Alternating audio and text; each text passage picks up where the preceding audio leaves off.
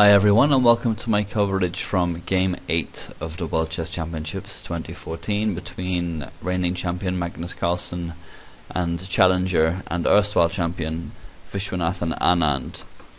The score was 4-3 to Carlsen going into this game, and Anand had the white pieces, so it was a chance to try and get Carlsen into some preparation again and try and get back into the match.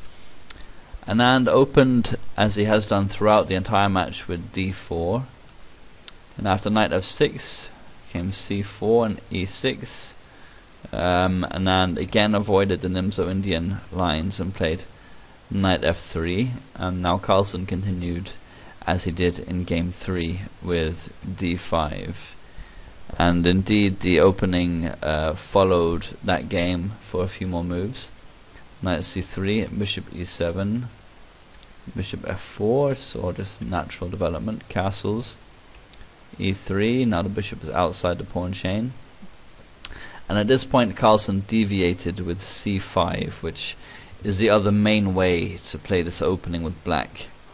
In game 3 he played knight b d7 and gone into some very deep preparation by Anand and his team, so it was no surprise that he decided to avoid that this time around. So now we saw the main line after c5, which is d takes c5, bishop takes c5 and a3, with the idea of b4 expanding on the queen side and also to stop bishop b4 amongst other things. So knight c6, queen c2, this is all normal stuff. And now rook e8 from Carlsen, which is a little unusual. Normal is queen a5 here with the threat of knight e4.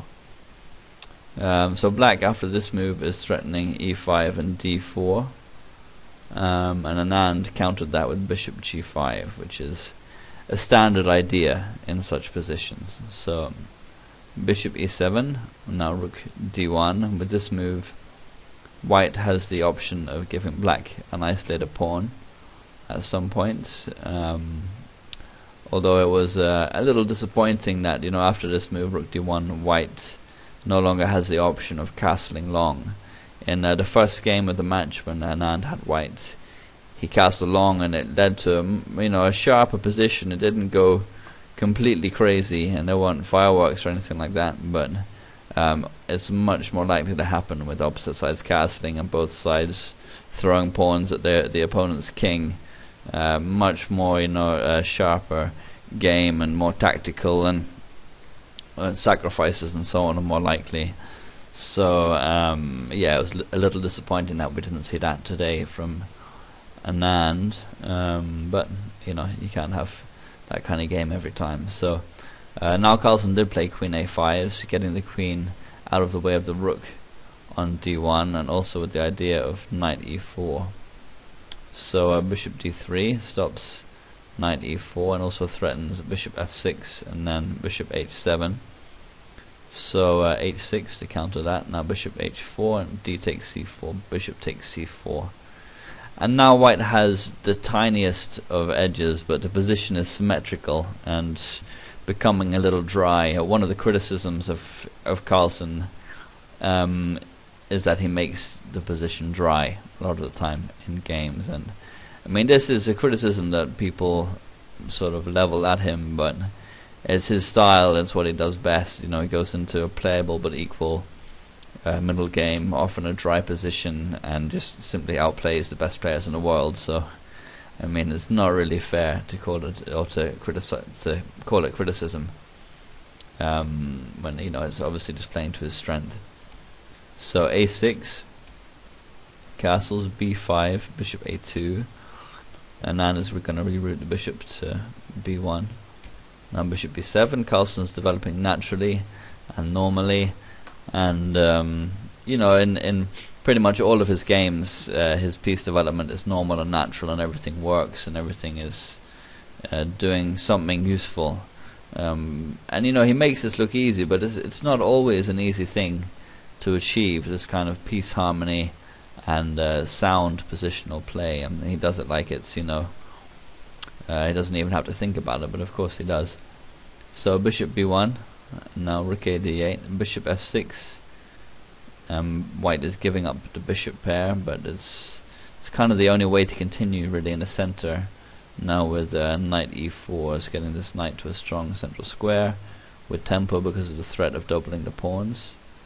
And you know, this is much better than the queen h7 check. After king f8, the queen is misplaced here, and White hasn't actually achieved anything through this check. There's a famous quote by Fischer, and that, you know, and during a game, a patzer will see a check and give a check just because he can.